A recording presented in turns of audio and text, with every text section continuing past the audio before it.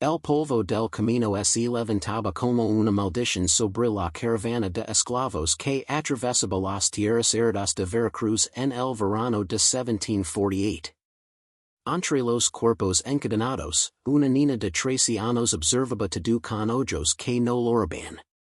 Su nombre era María, pero pronto la llamarían de otra forma.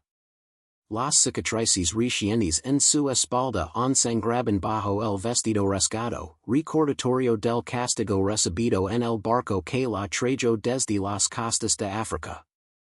Pero sus ojos no reflejaban dolor, sino algo más oscuro y calculado. Mientras otros gemían por sed, ella memorizaba cada rostro, cada gesto, cada debilidad de los hombres que los custodiaban. La hacienda San Sebastián se extendía como una herida abierta en el paisaje mexicano. Hectáreas de caña de azúcar se mechan bajo el sol implacable, y el olor a maleza fermentada se mezclaba con el de sudor y sangre. Don Sebastián de Mendoza observaba desde el balcón de la casa grande mientras descargaban la nueva mercancía humana. Era un hombre de 50 años, viudo hacía poco, con una reputación de crueldad que superaba incluso a la de sus ancestros españoles. Su mayordomo, Vicente Ruiz, un mestizo de rostro marcado por la viruela, revisaba cada esclavo con la misma frialdad con que examinaría ganado. Cuando sus ojos se posaron en María, algo cambió en su expresión. Era joven, demasiado joven, pero había algo en su mirada que lo incomodaba. Esta vía para la cocina, ordenó Vicente apartándola del grupo. Dona Carlota necesita ayuda. Y tú, señaló a María con el latigo sin tocarla, aprenderás a agachar la cabeza o aprenderás a sangrar. ¿Entiendes español? María asintió lentamente, manteniendo los ojos bajos. Había aprendido el idioma durante los 3 meses en el barco, escuchando a los marineros. También había aprendido que los hombres subestimaban a quienes parecían sumisos. Sí, señor, respondió con voz quebrada, perfectamente calculada para inspirar lástima sin déspota sospecha. Vicente gruñó satisfecho y la empujó hacia las barracas de las mujeres. Dona Carlota era la cocinera principal, una mujer gorda de manos ásperas que había sido esclava 30 años antes y ahora manejaba la cocina con puño de hierro. Miranomas que casita nos mandaron, dijo con sarcasmo al ver a María. Otra boca que alimentar. ¿Sabes pelapapas? María negó con la cabeza. Pues aprenderás. Aquí o trabajas o te mueres, yo prefiero que te mueras en otro lado, no en mi cocina. Le lanzó un cuchillo oxidado y señaló un saco de tubérculos. María lo recogió sin decir palabra y comenzó a trabajar. Pero mientras palaba, observaba. Observaba como Dona Carlota guardaba las llaves del almacén en su delantal. Observaba como el mozo que traía el agua miraba con deseo furtivo hacia las esclavas más jóvenes. Observaba todo. Los primeros meses fueron de silencio y obediencia. María trabajaba desde antes del amanecer hasta después de la medianoche. Sus manos se llenaron de empalas y cortes, pero nunca se quejaba. Aprendió los nombres de todos. Vicente el mayordomo, cruel pero predecible. Rodrigo, el hijo bastardo de Don Sebastián que trabajaba como capataz para ganarse el reconocimiento de su padre. Tomás el contador, un hombre delgado y nervioso que bebía para olvidar los números que no cuadraban. Felipe el herrero, silencioso y fuerte, que forjaba los grilletes con manos que temblaban por las noches. Y Don Sebastián, el señor que aparecía raramente, pero su asombro lo cubría todo. Las historias de estas tierras viajaban en el viento caliente del desierto. Dinos, ¿desde donde nos escuchas ahora? Una noche de octubre, Vicente llegó borracho a las barracas de las mujeres. María tenía 15 años ya, y su cuerpo había madurado a pesar de la desnutrición. Escucho sus pasos pasados y supo lo que venía. Podría haber gritado, podría haber resistido. En cambio, espero. Cuando Vicente la arrastró afuera hacia el granero, ella no loro en y suplicó. Lo de yo hacer lo que vino a hacer. Y mientras él jadeba sobre ella en la oscuridad, María estudió su rostro, memorizó cada detalle, cada expresión de vulnerabilidad disfrazada de poder. Cuando terminó, Vicente se levantó torpemente, avergonzado de su propia brutalidad. Esto no es lo dices a nadie, amenazó, pero su voz sonaba hueca. María asintió, limpiándose en silencio. Vuelvo mañana, dijo él. Y en su tono había algo más que amenaza. Había necesidad. Y María sonrió en la oscuridad, porque había encontrado su primera grita. Durante las siguientes semanas, cuando Vicente regresaba al granero, María comenzó a cambiar su estrategia. Ya no era paiva. Empezó a tocar, a susurrar, a hacer que él sintiera que era deseado y no solo temido. Vicente, acostumbrado a tomar por la fuerza, se encontró desconcertado por esta nueva dinámica. Eres diferente, le dijo una noche, casi con ternura. María apoyó la cabeza en su pecho sudoroso. Usted es diferente también, señor Vicente. No como los otros. Era mentira, por supuesto. Vicente era exactamente como los otros. Pero los hombres necesitan creer que son especiales, únicos, y ella lo daría esa ilusión mientras lo fuera útil. ¿Qué necesitas? Preguntó Vicente una noche después. Era la pregunta que María había estado esperando durante meses. Un vestido mejor, respondió con voz suave. Para cuando me vea Don Sebastián, no quiero que piense mal de usted por tener esto. Señaló sus harapos. Vicente frunció el seno, pero asintió. 2 días después apareció con un vestido de algodón que había pertenecido a alguna criada. No era gran cosa, pero era infinitamente mejor que los trapos que lavaba. Gracias, susurró María, besándolo con fingida gratitud. Vicente se fue satisfecho, sin darse cuenta de que acababa de entregar la primera herramienta. Lo que sucedió en esta plantación fue solo el principio de algo mucho más oscuro.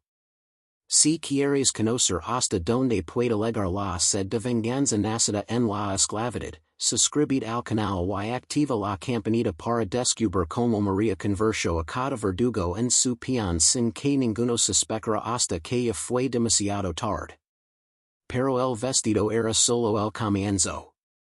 Porque en las noches sin luna, cuando Vicente dormía en el granero después de usarla, María revisaba sus bolsillos.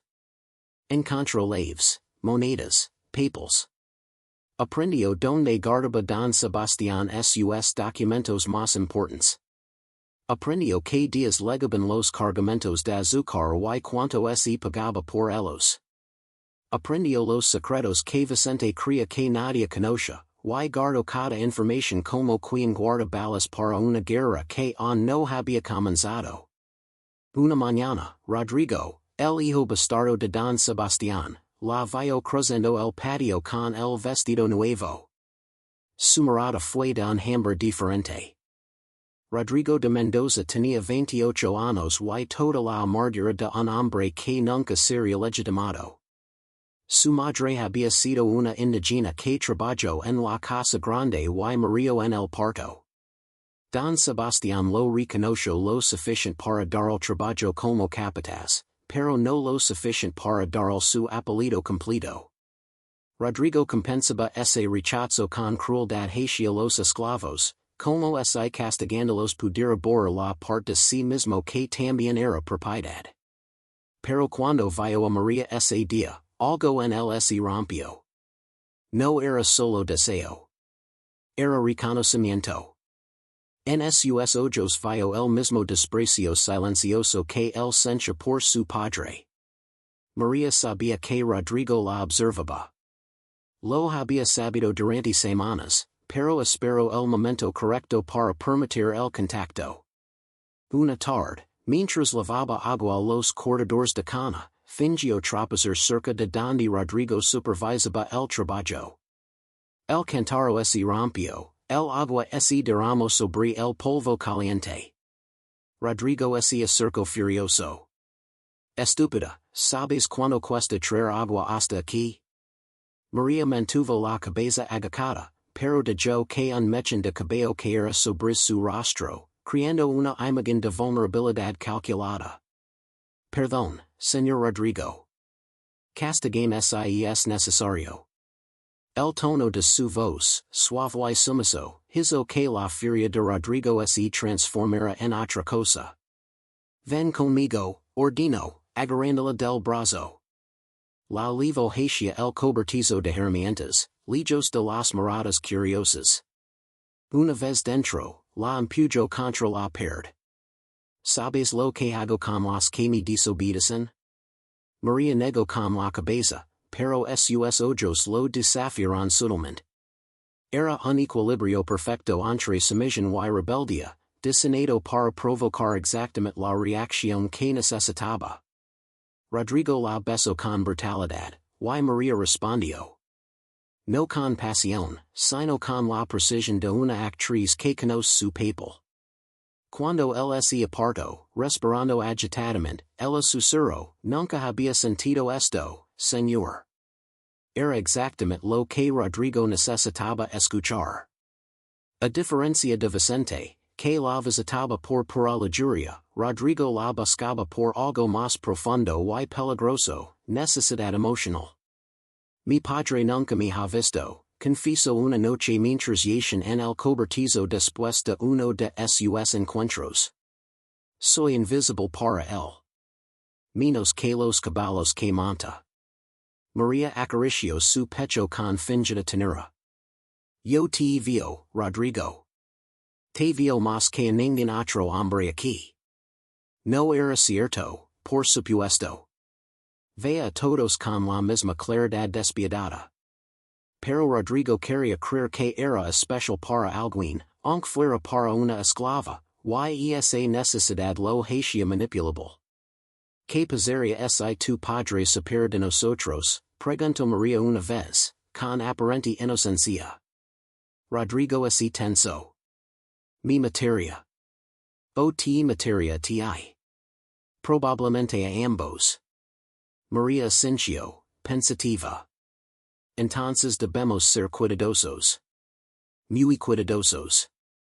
Pero en su mente estaba calculando, si Rodrigo la veía como su secreto, como su propiedad prohibida, la protegería instintivamente. Y esa protección le daría poder sobre él. Semanas después, cuando Vicente trató de golpearla por derramar sopa en su camisa, Rodrigo intervino con furia inesperada. Esa es mi responsabilidad, Vicente. No la toques. Vicente retrocedió, confundido pero obediente ante el hijo del patrón. María había creado su primer escudo humano. Pero dos hombres no eran suficientes. María observaba la estructura de poder en la hacienda como un estratega militar estudia un campo de batalla. Vicente controlaba el día a día. Rodrigo tenía autoridad sobre los trabajadores.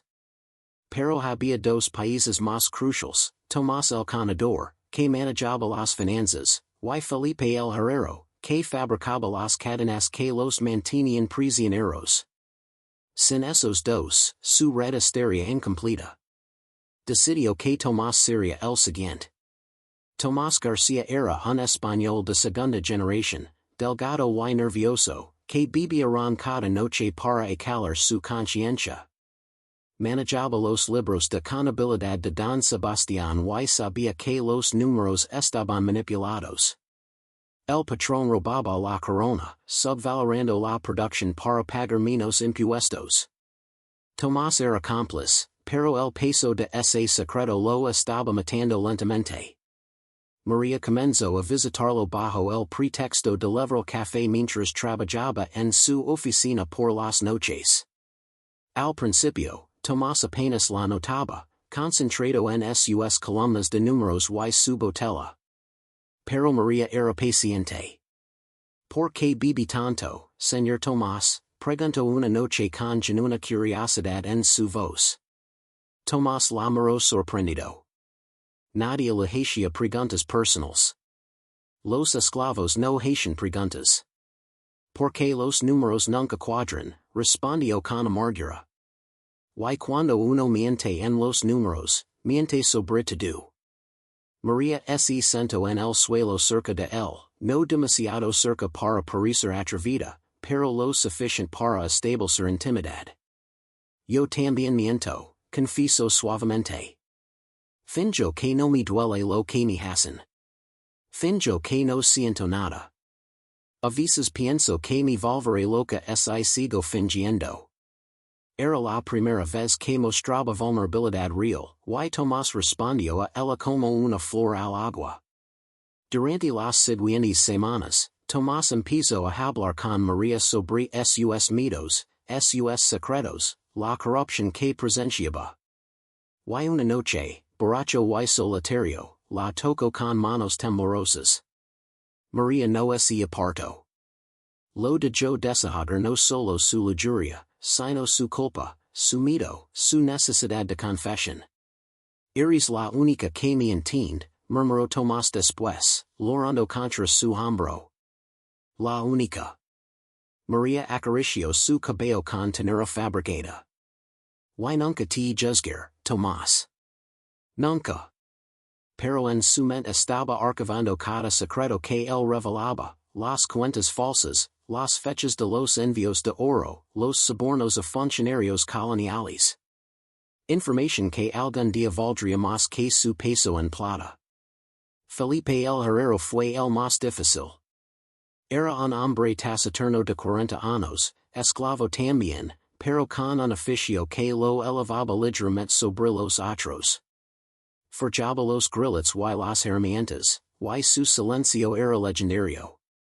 Nunca hablaba más de lo necesario, nunca miraba directamente a nadie. María tardó meses en encontrar su grita.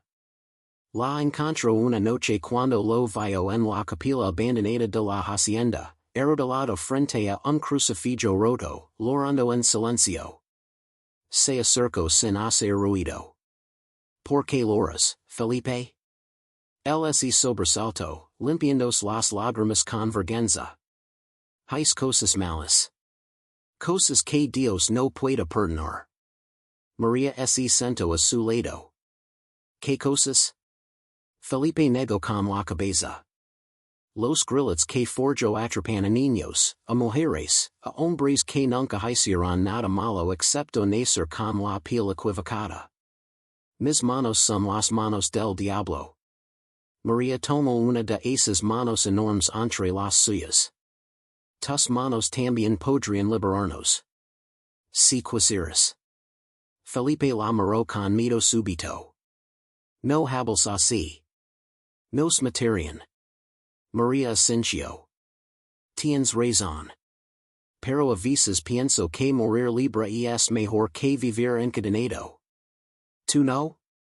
Era una semilla peligrosa plantada en terreno fértil, y María sabía esperar a que germinara.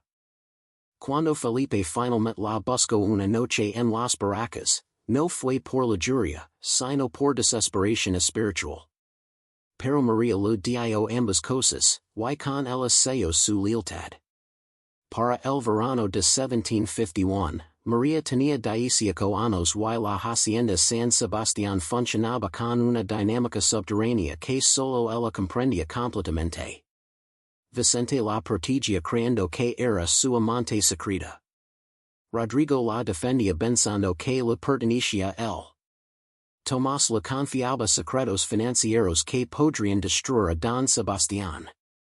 Y Felipe forjaba herramientas especiales para ella, cuchillos escondidos en mangos de escobas, llaves duplicadas que nadie notaba. Ninguno sabía de los otros. Cada hombre creía que era único, especial, el elegido. Y María alimentaba esa ilusión con la dedicación de un artista perfeccionando su obra maestra. pero mantener esta red requería precisión quirúrgica. Undeles, una palabra equivocada, y toda la estructura colapsaria sobre ella. María estableció horarios mentales. Vicente los lunes y jueves después de la cena, cuando estaba borracho pero funcional.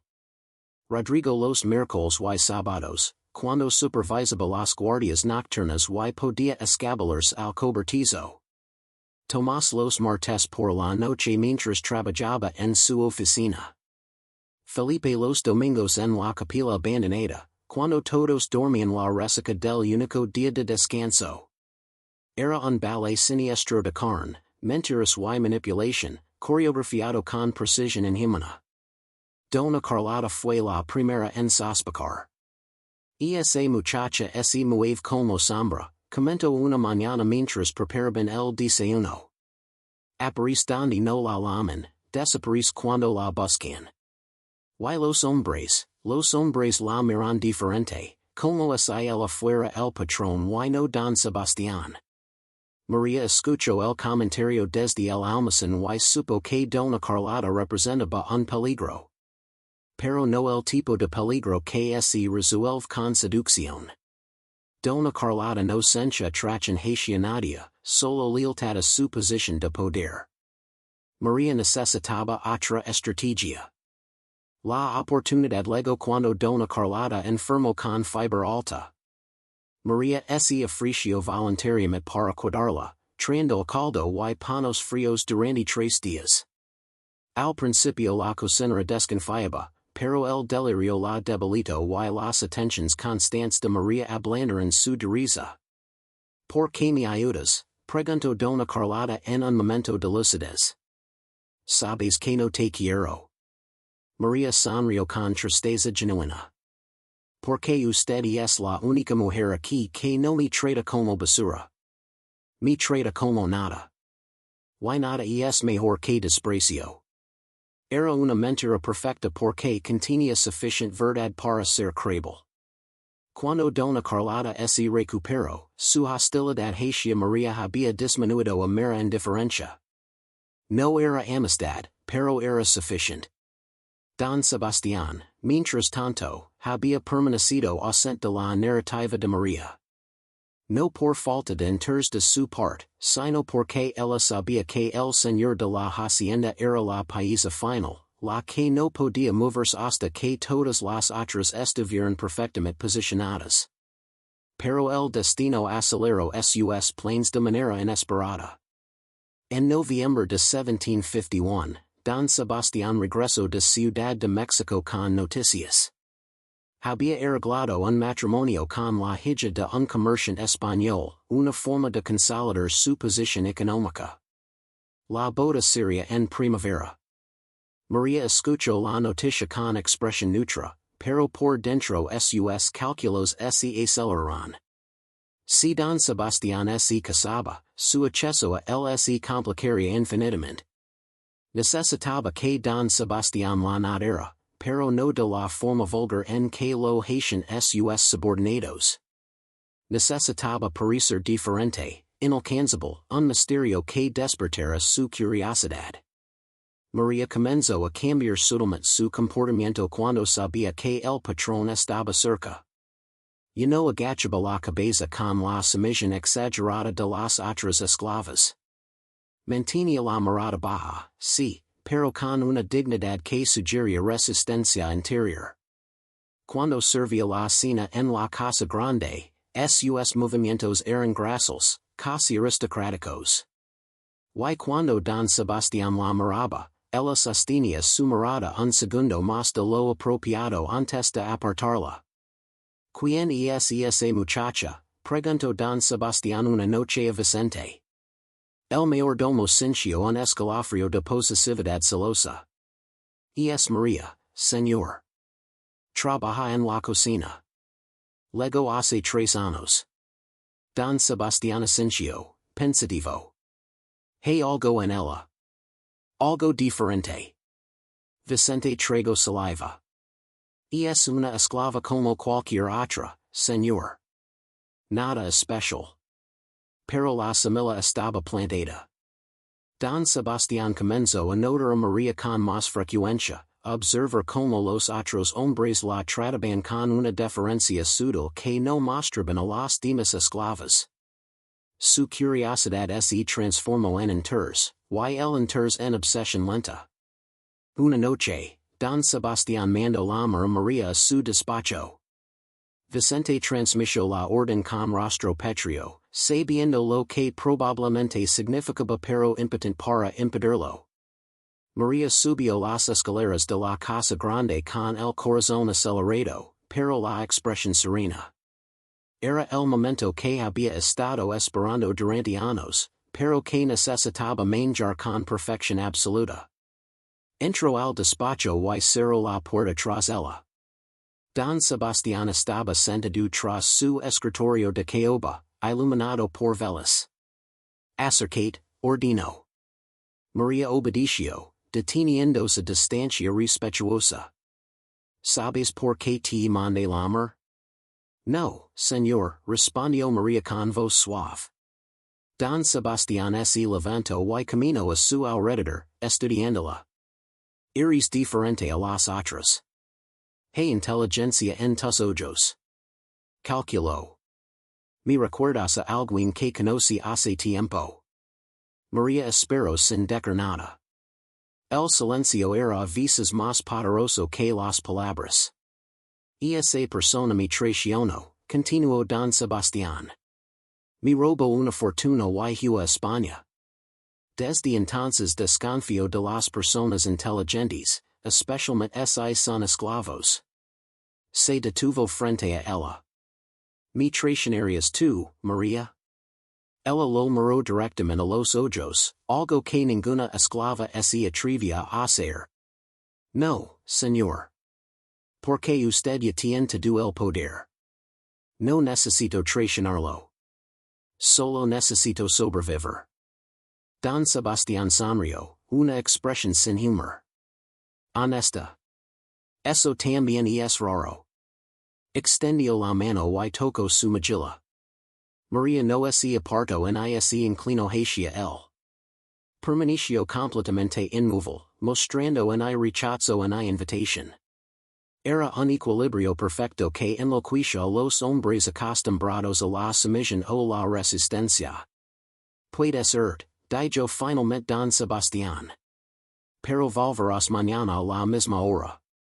María asintió y salió. En el pasillo respiró profundamente. El juego más peligroso acababa de comenzar. Durante las siguientes semanas, Don Sebastián la llamó todas las noches. A veces solo hablaban. Él le contaba sobre su vida, sus ambitions, sus deceptions. Otras veces la tocaba, explorando su cuerpo con la posesividad de quien examina una propiedad valiosa. María calculaba cada respuesta, cada gesto. No se mostraba deseosa, porque los hombres como Don Sebastián despreciaban la facilidad. Pero tampoco se resistía, porque la resistencia podía volverlo violento. Caminaba la línea entre ambos extremos con precisión de funambulista. Y lentamente, sin que él se diera cuenta, Don Sebastián comenzó a necesitarla. Cancela mi compromiso matrimonial, ordenó Don Sebastián a Vicente en febrero de 1752. El mayordomo palideció. Señor, el comerciante ya aceptó. Las familias se acordaron. Será un escándalo. Don Sebastián golpeó el escritorio. Me importa un demonio el escándalo. Es lo que te digo. Vicente salió, tambaleándose. Esa misma noche fue al granero donde María lo esperaba como siempre. ¿Qué lo hiciste? Preguntó con rabia mezclada con miedo. ¿Qué brujería usaste? María lo miró con aparente confusión. No sé de qué hablas, Vicente. Pero en sus ojos había un destello de triunfo que heló la sangre del mayordomo. Y cuando Don Sebastián anunció que se casaría con María en lugar de con la española, la hacienda entera contuvo la respiración. Porque todos sabían que algo monstruoso estaba naciendo bajo el sol de Veracruz. La noticia del matrimonio entre Don Sebastián de Mendoza y su esclava María explotó como pólvora en la hacienda y se extendió por toda la región de Veracruz. Los sacerdotes se negaron a realizar la ceremonia, argumentando que era una afrenta a Dios y a la sociedad. Pero Don Sebastián tenía suficient oro para comprar la bendición de un cura corrupto de un pueblo lejano. Los comerciantes españoles que antes lo respetaban ahora murmuraban que había perdido la razón, que la muchacha lo había embriagado. Las esclavas miraban a María con una mezcla de asombro, envidia y terror. Y los cuatro hombres que creían poseerla observaban con creciente horror como su paisa de ajedrez secreta se convertía en la reina del tablero. Vicente fue el primero en confrontarla directamente. La encontró en el jardín 2 semanas antes de la boda, vestida ya con ropas finas que Don Sebastián había mandado traer de la capital. Puta, escupió con veneno. ¿Crees que porque te cases con él estarás a salvo? Te matar antes de ver en esa casa grande como señora. María lo miró con una calma que era más aterradora que cualquier amenaza. No, Vicente. No lo harás. Porque si algo me pasa antes de la boda, Don Sebastián revisará todo y encontrará las slaves duplicadas en tu habitación, las monedas que robes de los envios, los documentos que falsificaste. Vicente palideció. ¿Cómo? María sonrió. ¿Crees que solo me acostaba contigo? Yo te estudiaba. Cada noche, cada susurro borracho. Se todo sobre ti, Vicente. Y me tocas, te destruir incluso desde la tumba. Rodrigo reaccionó diferente, con dolor. Me prometiste que era especial, le dijo una noche con lágrimas en los ojos. Me hiciste creer que me amabas. María sintió algo parecido a la culpa, pero lo aplastó rápidamente. La culpa era un lujo que no podía permitirse. Nunca dije que te amaba, Rodrigo. Dije que te veía. Yt6. Te 6 lo suficiente claro para saber que nunca me habrías salvado, que nunca habrías renunciado a tu posición para liberarme. Así que me libera sola. Rodrigo la miró con odio y comprensión mezclados. Eres un monstruo. María asintió. Sí. Pero el monstruo lo crean ustedes. Cada vez que me tocarán sin mi consentimiento, cada vez que me tratarán como mercancía. Yo solo aprendí a hacer lo que ustedes me enseñaron. Tomás, el contador, simplemente se emborrachó más. No confrontó a María, solo se hundió en la botella hasta que dejó de aparecer en la oficina. Don Sebastián lo despidió eventualmente, y Tomás desapareció en algún pueblo costero donde el ron era barato y las preguntas inexistentes. Pero antes de irse le dejó a María un sobre con copias de todos los documentos financieros fraudulentos de la hacienda. Por si algún día los necesitas, fue todo lo que dijo.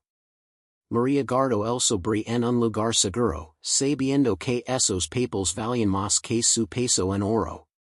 Felipe fue el único que la buscó sin rabia ni dolor, solo con curiosidad.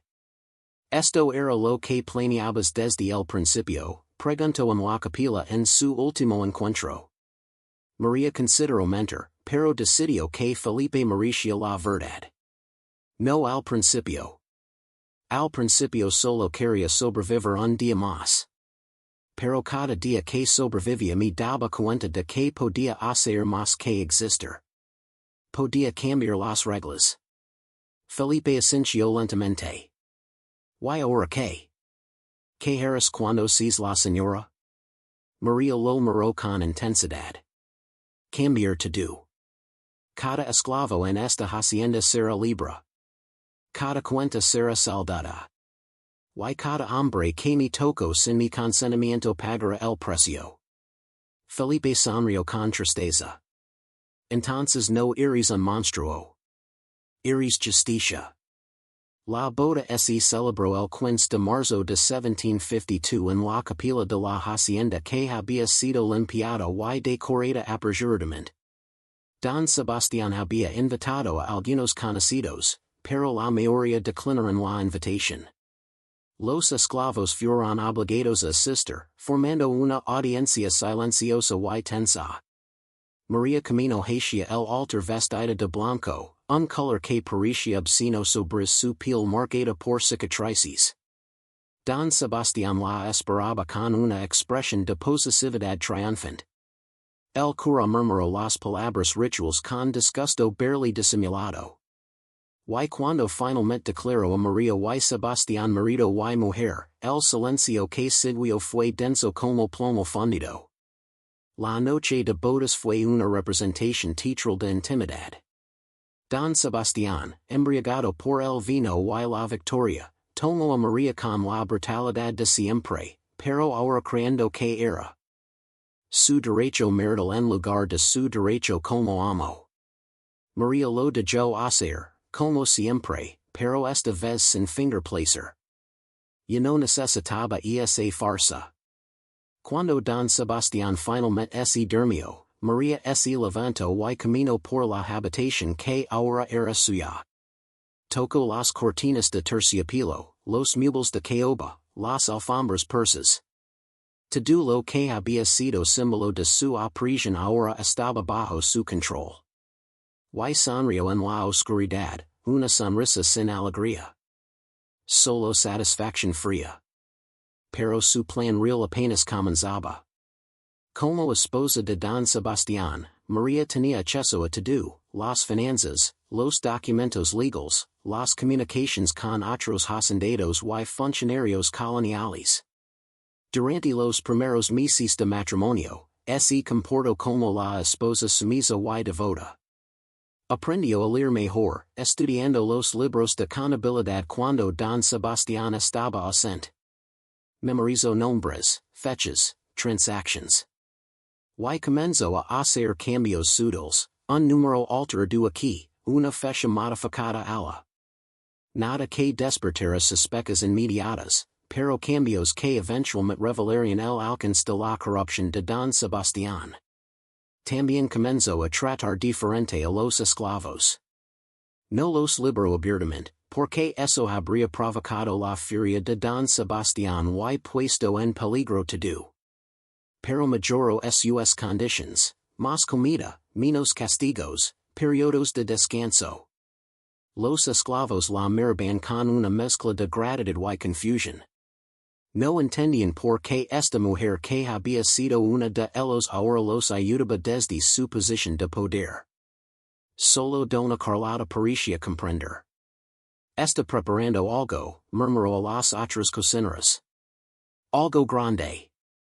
Y cuando explote, esta hacienda nunca será la misma. Don Sebastián comenzó a cambiar también. Al principio estaba eufórico con su matrimonio, desafiante ante las críticas sociales. Pero lentamente la paranoia empezó a filtrarse en su mente. Notaba como los hombres evitaban su mirada, como Vicente los servía con manos temblorosas, como Rodrigo desaparecía durante días en supervisiones innecesarias. ¿Qué les hiciste? Le preguntó a María una noche, borracho y agresivo. ¿Qué les dijiste sobre mí? María lo miró con aparente confusión. Nada, esposo. ¿Por qué habría de hacerlo? Pero Don Sebastián no se calmaba. Empezó a beber más, a dormir menos, a ver amenazas donde no las había. Una noche de julio, Don Sebastián despertó gritando de una pesadilla. Me está matando, jadeó, agarrando a María con manos sudorosas. Todos ellos. Los vio en mis sueños viniendo por mí con cuchillos. María lo consoló con palabras suaves, acariciando su cabello como a un niño. Son solo sueños, Sebastián. Nadie te hará daño. Pero mientras lo mecía, sus ojos brillaban con algo oscuro en la penumbra. porque la verdad era que Don Sebastián tenía razón en su paranoia. Los cuchillos estaban allí, escondidos en lugares que solo él conocía. Los hombres estaban listos, esperando su señal. Y la muerte acechaba en cada sombra de la hacienda. El 3 de agosto de 1752, Don Sebastián de Mendoza no despertó de su sueño. Y cuando encontraron su cuerpo colgado en su propia habitación, todos supieron que la pesadilla apenas comenzaba. El cuerpo de Don Sebastián fue encontrado por Vicente al amanecer, colgado de una viga en la habitación matrimonial. La cuerda era de cáñamo grueso, del tipo usado para amarrar los cargamentos de azúcar. Sus ojos estaban abiertos, su lengua hinchada, su rostro púrpura. Sobre la mesa había una nota escrita con su propia letra: no puedo vivir con la culpa de mis crímenes. Que Dios me perdone. Vicente leyó la nota 3 veces antes de que su cerebro procesara las implicaciones. Miró a María, quien estaba sentada en una esquina de la habitación, vestida de blanco, con lágrimas silenciosas corriendo por sus mejillas. Despierta estaba así, susurró con voz quebrada. Intent salvarlo, pero era demasiado tarde. El alguacil llegó desde el pueblo a mediodía. Era un hombre gordo y corrupto llamado Don Fernando Ruiz, quien había recibido sobornos de Don Sebastián durante años. Examinó el cuerpo, leyó la nota, interrogó brevemente a María. Suicidio, concluyó con una rapidez que sugería que no quería investigar más profundamente. El hombre estaba loco, casándose con una esclava. La culpa y la vergüenza social lo consumieron. Firmó los documentos necesarios y así fue rápidamente, ansioso por distanciarse de un escándalo que podría salpicar su propia reputación. María lo observó partir desde la ventana, su expresión de viuda afligida desvaneciéndose en cuanto el alguacil desapareció en el horizonte. La verdad, por supuesto, era más compleja. Don Sebastián no se había suicidado. O más precisamente, lo habían ayudado a hacerlo. Durante semanas, María había estado mezclando pequeñas dosis de hierbas sedantes en su vino, sustancias que Felipe conseguía de un curandero indígena del pueblo. Nada little, solo lo suficiente para mantenerlo en un estado de somnolencia constante, confusión mental, paranoia creciente. La noche de su muerte, María le había servido una dosis especialmente fuerte. Cuando Don Sebastián cayó en un sueño profundo, Vicente, Rodrigo y Felipe entraron silenciosamente a la habitación. Ninguno quería estar allí, pero todos debían su lealtad, su complicidad, su silencio a María. Juntos, los 4 hombres levantaron el cuerpo inconsciente de Don Sebastián y lo colgaron de la viga.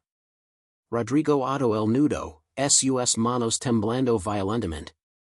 Felipe sostuvo el peso mientras Vicente preparaba la nota suicida que María había falsificado con la letra de Don Sebastián, copiada perfectamente después de meses de práctica. Cuando terminaron, miraron el cuerpo oscilando lentamente, y algo en cada uno de ellos murió esa noche. Si alguno habla, dijo María con voz suave pero llena de amenaza, todos moriremos. Están tan manchados de sangre como yo ahora. Era verdad, y todos lo sabían. Habían cruzado una línea que no tenía retorno. El funeral fue una farsa breve. Pocos asistieron, y los que lo hicieron murmuraban escándalos. María lloró públicamente, representando el papel de viuda destrozada con la perfección de una actriz consumada. Pero cuando bajaron el atado a la tierra seca de Veracruz, ella no sintió tristeza ni remordimiento. Solo sintió la liviandad de una cadena rota. Don Sebastián había sido su último opresor, y ahora yacía sus pies bajo tierra, convertido en alimento para gusanos. La justicia, pensó María, a veces es parece más a la venganza de lo que admitimos. Los días siguientes revelaron la verdadera extensión del genio de María. Como viuda de Don Sebastián, heredaba legalmente toda la hacienda y las propiedades asociadas. Los abogados intentaron disputar esto, argumentando que el matrimonio había sido inválido debido a su estatus previo como esclava. Pero María presentó documentos que demostraban que Don Sebastián la había liberado formalmente antes del matrimonio. Documentos que Tomás había falsificado meses atrás bajo sus instructions. Presentó testimonios de testigos, todos comprados o coaccionados. Y cuando los abogados insistieron, María amenazó con revelar los documentos financieros fraudulentos que Tomás le había dado, documentos que implicarían a media elite española de Veracruz en corrupción fiscal. Los abogados retrocedieron rápidamente. Una vez asegurada su posición, María comenzó el verdadero trabajo. Su primer acto como dueña de la hacienda San Sebastián fue liberar a todos los esclavos. No gradualmente, no con conditions. Inmediatamente y sin reservas. Reunió a todos en el patio central y anunció, a partir de hoy son libres. Pueden quedarse como trabajadores pagados. La elección es suya. El silencio que siguió fue absoluto, como es el universo mismo conavera la respiración. Luego, lentamente, una mujer comenzó a llorar. Después otra. Y pronto todo el patio era un coro de sollozos, gritos y oraciones. María observaba sin emoción visible, pero por dentro sentía algo parecido a la satisfacción. La mayoría es equado porque no tenían otro lugar a donde ir, pero ahora trabajaban por salarios justos, con días de descanso, con comida adecuada. María contrató administradores honestos para manejar las operaciones diarias. Ella misma supervisaba las finanzas con ojo de halcón, aplicando todo lo que había aprendido observando a Tomás. La hacienda, sorprendentemente, comenzó a prosperar más que nunca. Porque resulta que los trabajadores libres y bien tratados son más productivos que los esclavos aterrorizados. Era una lección que Don Sebastián nunca aprendió. Vicente, Rodrigo y Felipe permanecieron en la hacienda, atados a María por su complicidad en el asesinato. Vicente se convirtió en el mayordomo oficial, pero ahora obedecía órdenes en lugar de darles. Rodrigo supervisaba los trabajadores del campo, pero con humanidad en lugar de crueldad. Y Felipe seguía en la herrería, pero ahora forjaba herramientas agrícolas en lugar de grillets. Los tres hombres habían envejecido 10 años en una noche, perseguidos por la culpa de lo que habían hecho. María no sentía lástima por ellos. Eran cómplices voluntarios de su opresión mucho antes de ser cómplices involuntarios de su venganza. Las historias sobre María de las Sombras comenzaron a circular por toda la región. Algunos dicen que había embrujado a Don Sebastián con magia negra. Otros que había hecho un pacto con el diablo. Unos pocos, los más cercanos a la verdad, murmuraban que simplemente había sido más inteligente que todos los hombres que creyeron poseerla. María no desmentía ni confirmaba ninguna historia. Dejaba que los rumores crecieran como vegetación salvaje, porque el misterio era poder y el miedo era respeto.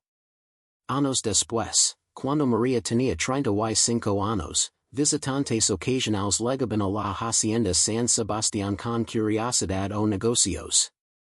Encontraban una operación próspera dirigida por una mujer de belleza severa y ojos que parecían ver a través de las máscaras que las personas usaban.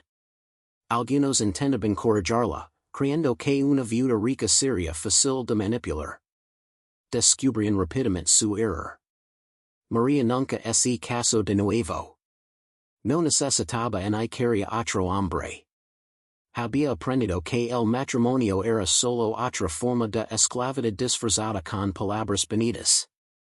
En 1770, 18 años después de la muerte de Don Sebastián, María financió secretamente la construcción de una escuela para niños ex esclavos en el pueblo cercano.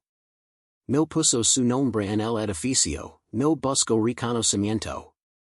Simplemente lo hizo porque la educación era el único camino hacia la verdadera libertad. Y porque sabía que si ella hubiera tenido acceso a libros y conocimiento desde niña, tal vez no habría necesitado usar su cuerpo como arma. Tal vez habría tenido otras options. Vicente murió en 1772 de cirrosis hepática causada por el alcohol que bebió para olvidar. Rodrigo desapareció en 1775, rumbo a las montañas del norte donde nadie lo conocía. Felipe vivió hasta los 65 años, y en su lecho de muerte pidió ver a María. El acudió, y Felipe susurró con su último aliento, valió la pena. Toda esa sangre y mentiras. María pensó cuidadosamente antes de responder. No lo sé, Felipe. Pero sobreviví. Y convertí mi supervivencia en libertad para otros. Si eso no vale la pena, entonces nada en este mundo lo vale. María de las Sombras murió en 1785, a los 52 años, de causas naturales. Dejó toda su fortuna para la liberación y educación de esclavos en toda la región de Veracruz. Su testamento especificaba que ninguna iglesia ni funcionario colonial podría tocar ese dinero, solo administradores designados por las propias comunidades liberadas. Fue enterrada en un terreno sin marcas, sin lápida, sin ceremonias. Tal como había vivido la mayor parte de su vida, invisible para quienes no querían verla, pero inolvidable para quienes sí la vieron. Los historiadores debaten hasta hoy si María fue una víctima que se convirtió en victimaria, un genio de la manipulación o simplemente una mujer haciendo lo necesario para sobrevivir en un mundo diseñado para destruirla. La verdad probablemente contiene fragmentos de todas estas interpretaciones. Lo que es indiscutible es que María transformó su opresión en poder, su sufrimiento en estrategia y su esclavitud en el arma que usó para liberarse y liberar a otros. En las noches sin luna, los campesinos de Veracruz cuentan historias sobre la esclava que sedujo a toda una hacienda y se convirtió en su señora. Algunos con admiración. Otros con horror. La mayoría con una mezcla de ambos. Porque María de las Sombras no fue una heroína en villana. Fue algo más complejo y humano, una sobreviviente que se negó a ser destruida, sin importar el precio que tuviera que pagar o hacer pagar a otros. Y mientras el viento caliente del desierto mexicano sopla sobre las ruinas de lo que alguna vez fue la hacienda San Sebastián, uno no puede evitar preguntarse, ¿qué habríamos hecho nosotros en su lugar? ¿Hasta dónde llegaríamos para sobrevivir? La respuesta, quizás, es lo que más nos atera descubrir sobre nosotros mismos.